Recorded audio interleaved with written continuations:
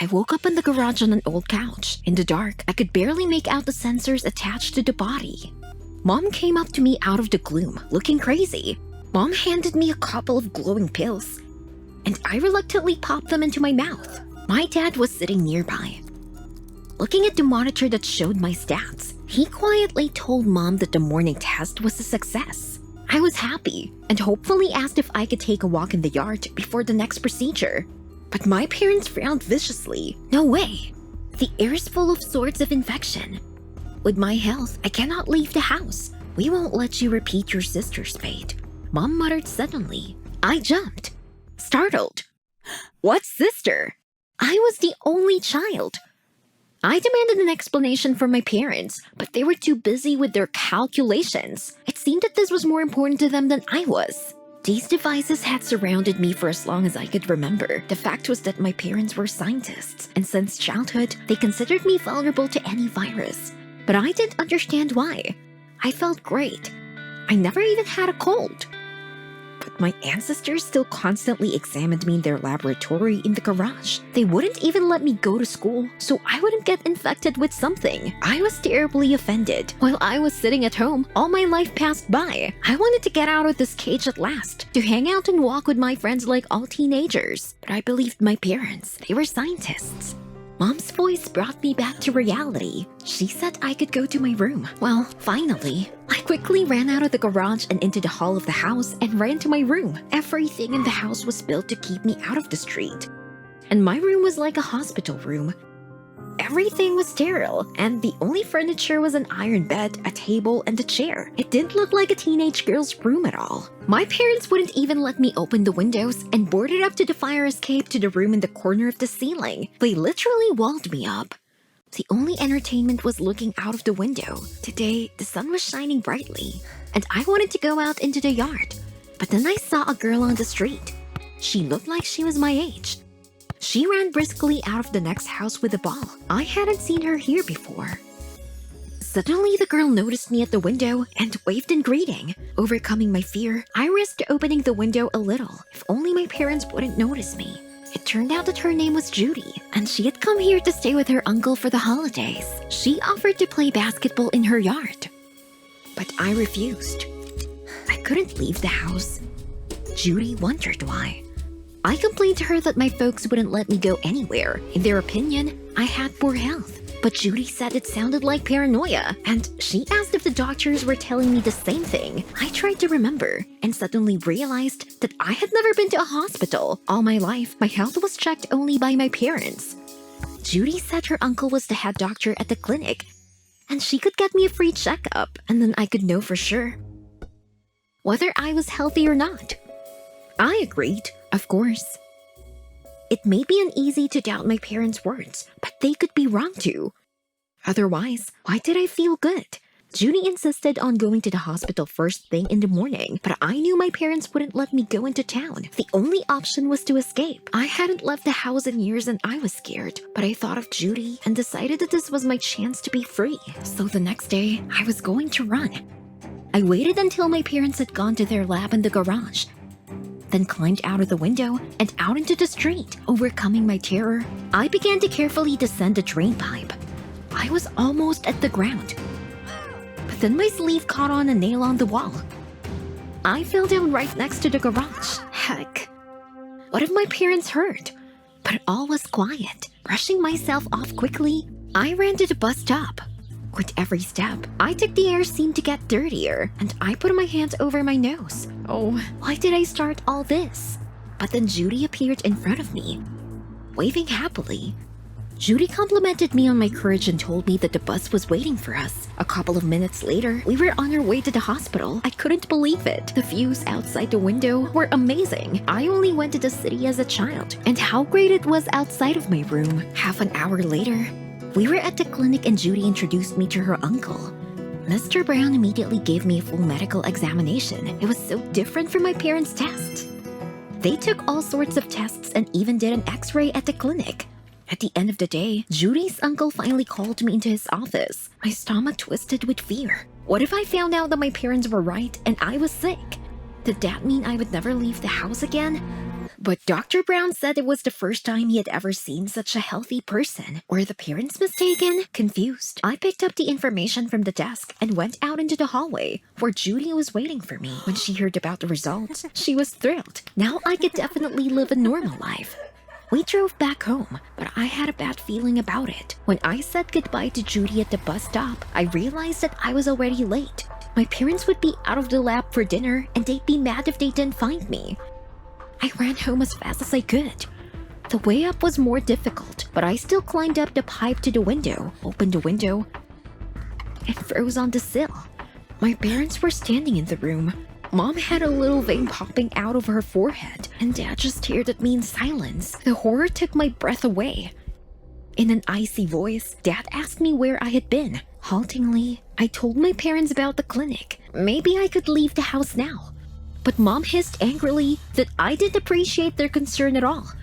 And since I didn't trust their degree, they wouldn't give me such freedom anymore. Then Dad pulled me into the room so that I fell painfully to the floor. He said I wouldn't leave the room now, please. No. But my parents didn't listen to me. They locked the door and went downstairs. In a panic, I pounded on the door and shouted, but no one answered. Had they gone mad? There was only one hope: to escape through the window. In a hurry, I began to pack my things. If only my parents would not return. After 15 minutes, everything was ready. Grabbing my backpack, I rushed to the window and suddenly I saw my dad below. He had a drill in his hand. It turned out that he was going to drill a wrought iron gate to the window. I burst into tears of despair. These were my parents. How could they do this to me? Completely exhausted, I stayed locked up until nightfall. I called Judy several times, but she wasn't available. What should I do? And then I suddenly heard my folks swearing in the lab below me. All I could make out was my name and something about the final experiment. What would they do to me? It was very hard to hear, but I had to find out. Then my eyes fell on the glass. Exactly. My hands trembled with excitement as I leaned the glass against the floor. It worked. Now I could hear every word my parents said. My father whispered ominously that they would finish the experiment today. Maybe we made a mistake when we cloned her. Came from below. What? My folks must have gone crazy. At that moment, Judy called, and I hurriedly told her everything. My parents were crazy and they wanted to do something to me. Judy was scared for me and immediately suggested that I run. Yes, but how do I get out? My folks locked me up. And then I remembered the fire escape hatch in the ceiling. Of course. As a child, I liked to climb out of it on the roof, but my parents boarded up the passage. What if I tried to break open it? Suddenly, my parents downstairs became suspiciously quiet. Did they hear me? I whispered to Judy to wait for me at the bus stop. Trying not to shake, I quietly pulled the bed to the center of the room and climbed on it. I strained as hard as I could to push the hatch open. But my parents' footsteps were already on the stairs. Heck, I grabbed a chair and began pounding furiously at the hatch. And so, with a desperate blow, I managed to break open it. But my parents burst into the room, their faces twisted in anger. God, they were going to kill me. Mom took a huge syringe from behind her back and rushed to me. I tried to fight back, but a second later, she injected me with some liquid. No. I'd woken up on the couch in the lab. But now, my hands were strapped down. Dad was smiling insanely at the monitor. Oh, please, let me go. But Mom was already approaching me with a scalpel. I tried desperately to escape. This was the end. Suddenly the door burst open and the police rushed in. They tied up my parents and charged them with child abuse. Then I saw Judy behind the officer, looking flustered. It turned out that when I didn't show up, she got scared and called the police. Bursting into tears, I hugged my friend. Without her, I would have died. We were all taken to the station to take statements, and I still couldn't believe that my parents had done this to me. At the station, they told the cops that they had a daughter who died of an illness. The parents couldn't accept her loss and started working in the lab to find a way to get her back. And in the end, they were able to clone their daughter, and I was born her exact copy. I was numb with shock. Were they trying to tell me I was a clone? The parents continued. They wanted to share their discovery with the world, but they were waiting for me to come of age. It was a matter of scientific laws. A clone was considered viable when they turned 18. That's why they conducted their tests, to be sure of my health at this point. But the police did not believe my parents and sent them to a psychiatric treatment. I walked out of the station, not knowing what to think. Was I really a clone, or were my parents nuts? And then Judy came up to me. She put her hand on my shoulder and told me she didn't care who I was. Most importantly, I was her friend. And then she added that we could still escape and travel all over the world. I cried with joy. Dear Judy, she wanted to travel with me no matter what. Remembering my parents, I decided that I didn't want to be afraid of everything anymore. Now I was not someone's experiment, and I was responsible for my own fate. In the end, we collected all the savings and went to the ocean. I felt like my life started all over again.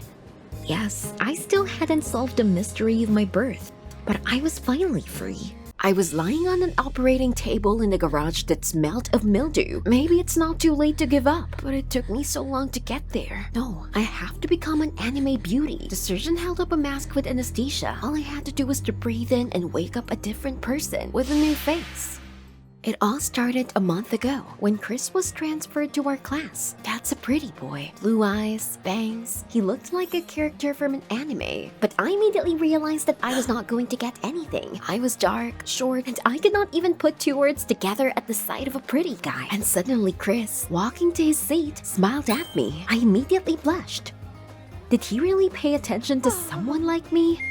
If this was the case, then I had a chance to communicate with him or even. But how? I immediately asked for advice from Steve, my next-door neighbor and only friend. But for some reason, Steve got upset and mumbled that I shouldn't worry. It was enough to be myself. So much for the advice. Chris instantly became friends with all the cool guys in the class. They were always hanging out together, and I was even afraid to get close to him. It was only at the end of the week after school that he stayed in class for a while. This was my chance. I saw a beautiful sticker with an anime girl on his phone. Went up to him and asked what it meant. Chris immediately replied that it was the emblem of the anime fan club that he headed. I wanted to continue the conversation, but then Chris was called by his friends from the class and ran away. I followed him out. My friend Steve was waiting for me in the hallway, and we went home together, as usual. All the way I kept talking about Chris being an otaku. And then I came up with a wild idea. If I looked like an anime girl from a sticker, then for sure he would like me. Steve remained silent. Strange. He was usually more talkative. But suddenly he blurted out, since this Chris was so important to me, he would help. A friend of his worked at an anime store, and Steve would arrange a discount for me. Cool. I went straight there after school. I picked up a bunch of different clothes and a special shiny powder. The next day, everyone in the class looked at me in disbelief. I was embarrassed to be standing in the middle of the hallway in an anime outfit myself, but it was all for Chris. Then Chris himself came up to me. I was happy. But he said that the outfit did not suit me, and I looked in it like a parody of his favorite anime. There were chuckles all around. He was right. I was ugly. I was so devastated that I didn't even go back to class. I went home and turned on an anime to see what I had done wrong. But after that, it became even more painful. The cartoon girls were beautiful, with perfect figures, small noses, and huge eyes. If only I could look like them. In desperation, I went to wash my face, and then I saw an advertising flyer in the basket. My mother must have picked it up on the way home. It showed that with the help of a special tape, you can adjust the shape of the nose and eyes. Bingo! I rushed to the store, and then I worked all evening and in the morning. I looked just like those anime beauties. The tape tightened the skin terribly. I was afraid that it would fall away and furtively touched my face. I ran into Steve in the hallway, but instead of complimenting me on how much I had changed, he asked dumbfounded what I had done to myself. Get off me, Steve. You don't understand anything. So much for the friend. The physical education class was beginning. When I appeared in the hall, everyone gasped, and Chris immediately came up to me and even offered to run together. It worked! We were chatting, and I tried not to show my excitement, but when Chris invited me to a party in 3 weeks, I almost fell over. Of course I told him yes. We made a circle around the room. I was sweating. Sweat was even running down my face. And then Chris looked at me strangely. What's wrong? It turned out that the damn tape had peeled off and was dangling. It was a failure. I tried to run away and carefully asked Chris if his invitation was still valid. But he just grinned and brazenly said that now he would invite me if only I would have plastic surgery. And he was sure that this would not help me either. Then he defiantly left. I was desperate. At home, I locked myself in my room, and I was afraid to even look at my ugly face in the mirror. Suddenly, there was a knock on the door, and I rushed to open it. Maybe it was Chris who came to apologize, but of course not. How naive I was. Steve stood in the doorway, flowers in hand. He kept saying I was beautiful, which made me even angrier. I am ugly, and you need to see a doctor to check your eyesight. He wanted to say something else, but in a fit of anger, I slammed the door. I turned off my phone and watched anime for days. I kept thinking about Chris. I dreamed about him, and I even woke up screaming his name. It seemed I was obsessed with him. Or maybe I was sick. Soon, YouTube gave me a new video. The heroine of the show was a woman who had dozens surgeries, and she looked like a monster. Yes, there are people. Stop! So after all, you can probably make anyone out of yourself. And even an anime character? And then the thought of the surgery took me seriously, and I immediately remembered Chris's last words. The party was 2 weeks away. I'll make it, and then Chris will be mine. The very next day, I rushed to call the clinics. But no one would operate on me because of my age. Well, no, I just wouldn't give up. I got into the darknet. Here I could definitely find everything. And I came across the website of a doctor. He was working illegally. I was scared, but I decided to call him anyway. The doctor agreed to operate on me, but it cost $500. And where could I get that much money? Then I remembered that in the anime store where I bought clothes, there was an ad urgently needed animator. I rushed there, but there was already a whole crowd of youngsters dreaming of getting this place. It was easy money. I had no choice but to call Steve. The shop was run by an acquaintance of his. I lied to him that I needed money for cute anime shoes. Steve listened in silence and said dryly that he would help, but only if I went to the party with him and not with Chris. I almost choked. We're friends, but there was nothing to do, and I agreed. An hour later, I was already pulling a Totoro costume. It's one of the cult heroes of anime. If I distributed leaflets for 12 hours a day, I would collect the necessary amount in a week without any problems. But after an hour on the street, I was ready to give up. It was very hot in the suit. Besides, they didn't take any single leaflet from me. A block from the store, I came across the fairground. Here I met great success. The flyers were being snapped up, but suddenly someone tapped me on the shoulder. I turned to see a huge man in a similar Totoro suit standing in front of me. He said it was his territory, and I'd better get out. I don't think so, damn Totoro. Then a fight broke out between us. We are lying on the ground, awkwardly squirming in these suits, until our boss came running at the noise. I thought he was going to punish the bastard, but he just threw me out without paying a cent. I trudged home, smearing sweat and dirt on my face. And where could I earn money for the surgery? It's over. When I got home, I automatically reached into the closet for clean clothes. Then the only clothes from the store fell out on me, from where I was kicked out in disgrace. I shuddered with hatred for the boss. I worked through the day in a stupid suit, and he didn't even pay. What should I do? Time was short and I needed money for the surgery. And then I remembered that when I was changing, he closed the cash register, and it was full of money. I think I have a plan. And at that moment, Steve called, just in time.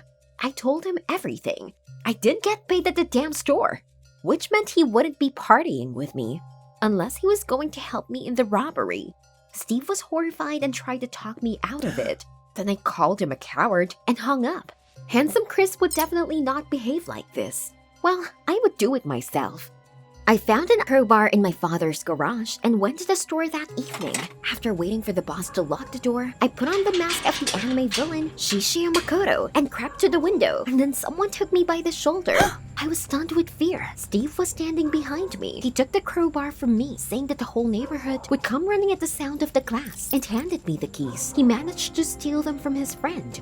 Wow, Steve, did you decide to help me? We quickly entered the store. I grabbed the money, and we immediately left. Half an hour later, we were walking home through the park, and I was so happy. In my joy, I even blurted out to Steve that now I had enough for the surgery. I would be a real anime girl.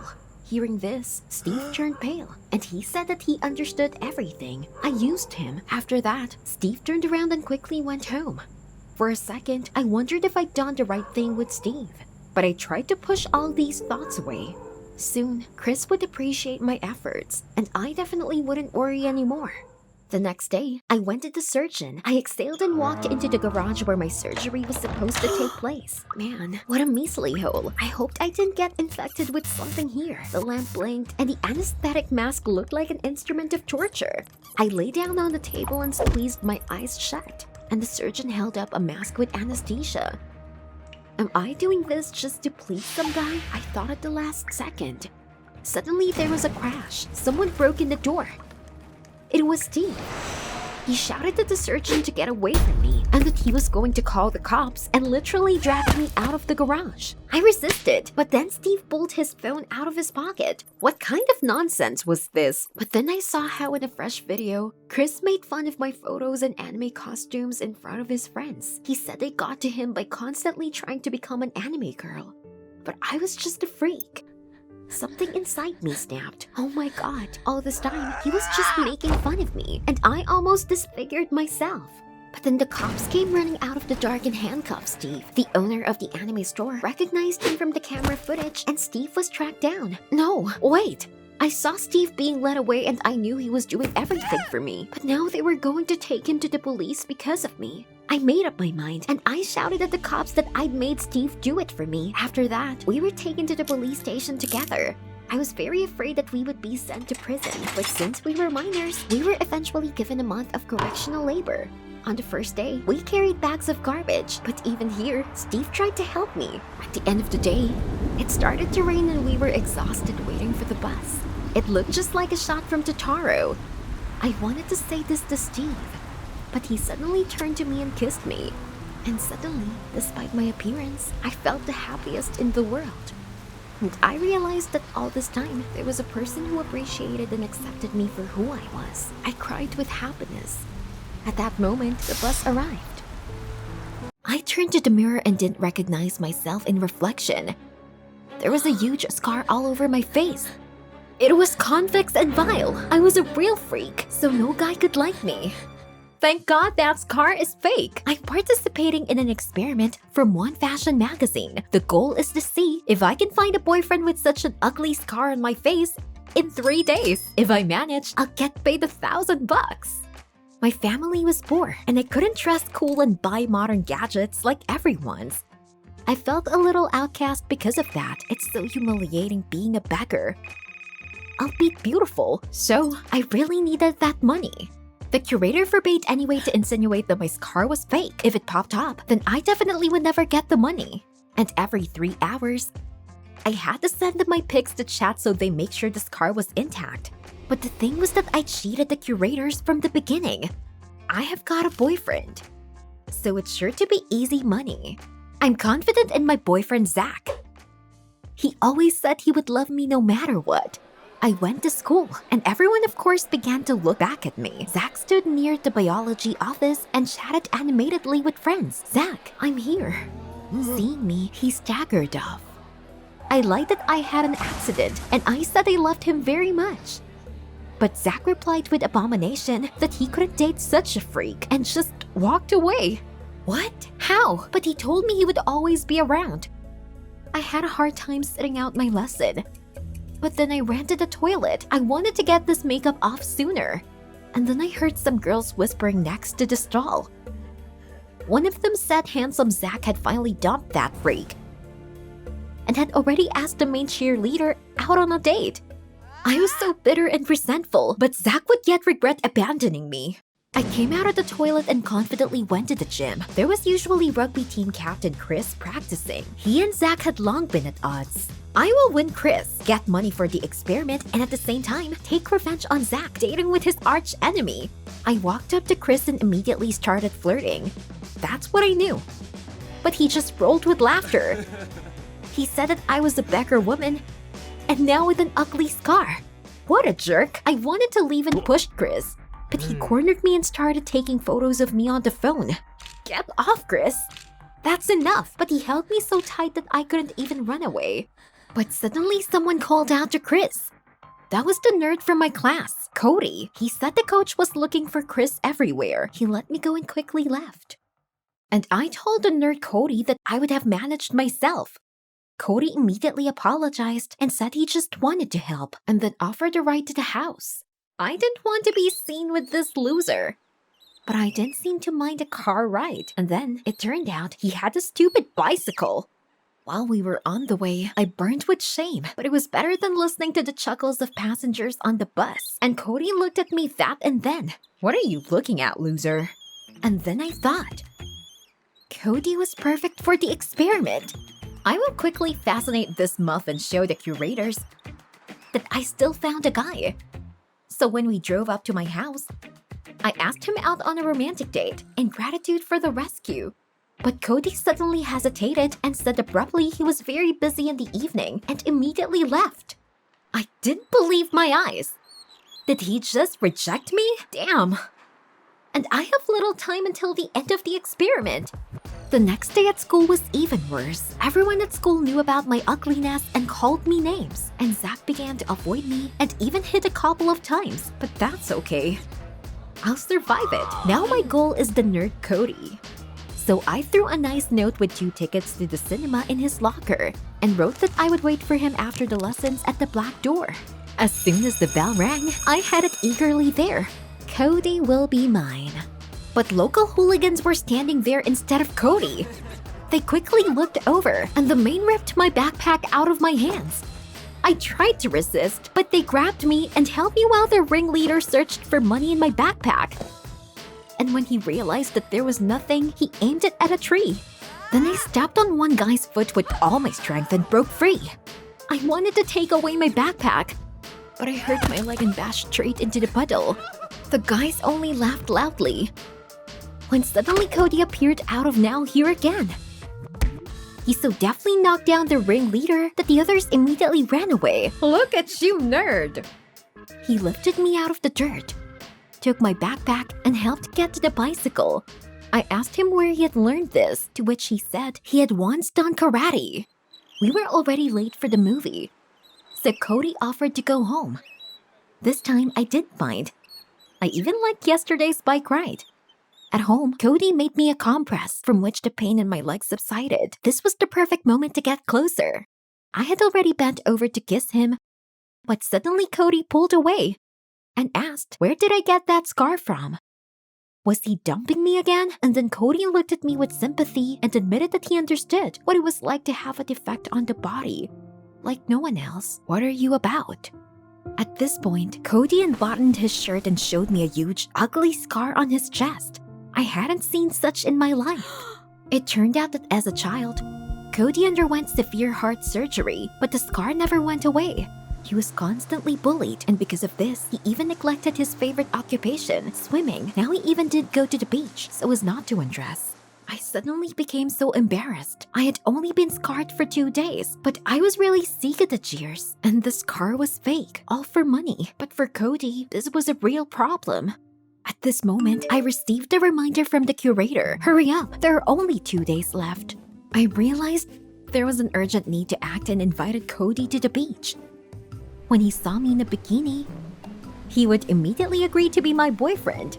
I began to say that scars should not prevent us from doing what we like, and that if I could walk around with a scar on my face, Cody should stop being shy too. I was scared that he would refuse me. But Cody said he had to think and would give an answer late in the evening. If he refuses, I won't get the money and everything was for nothing. So I was on edge all the evening. But suddenly a text came to me from Cody. He said he thought this through and would pick me up in the morning. The last day of experiment came in the morning and Cody and I went to the beach. There I began to strip to the swimsuit. Cody kept looking around and seemed very tense. I took his hand and said it wasn't as scary as he thought. He just had to decide once. Cody agreed and took off his shirt, but still tried to cover the scar with his hand. And that's where the ball came under our feet. It was Chris, with his guys. They began to laugh at us and call us freaks from the Addams family. Cody immediately blushed, but I strongly took his hand. Let's go swimming, away from these dorks. We entered the water. Cody was delighted. It turned out he missed swimming a lot. We swam to a rock nearby that hid us from everywhere. Our eyes met, and Cody hesitatingly said he was in love with me in middle school. I did not expect this. He came close to kissing me, and I realized I didn't mind.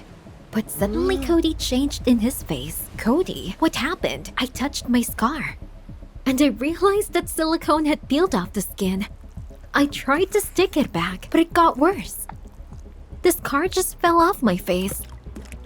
Oh no, I tried to explain to Cody about the experiment, but he didn't want to listen. He said he understood everything. I was with these rugby players and just wanted to expose him as an idiot. He immediately ran ashore and quickly left. Cody, wait! I came ashore and burst into tears at the understanding that Cody was the only one who treated me well, even despite the scar and poverty. I messed it up. But at the same minute, the curator called via video link to find out the progress with the completion of the experiment and saw that there was no scar left. That's when the curator stated that they were depriving me of a cash prize. The experiment failed, but I didn't care. I cried for an hour and then headed home. And when I slammed the front door, someone knocked on it. It was Cody. He was probably following me. But Zach was on the doorstep, my ex. He quickly began to assure that he realized everything. I was the most beautiful girl in the world. I just had to tell him about the makeup right away. But I just slammed the door in front of Zach. I was very angry at this hypocrite and didn't want to listen to his apology. Then I decided that tomorrow I would apologize to Cody. He was now more important to me than any gadgets and money. In the morning, at school, I started looking for Cody. He sat in the dining room. I sat down nearby and started apologizing. It was all a terrible mistake, but Cody ignored me and headed for the exit. I didn't know what to do. In the meantime, I noticed how other guys were looking at me with sympathy. Screw you all. I only need Cody. Then I climbed on the table, called him loudly, and in front of everyone admitted that he was the best person I had ever met.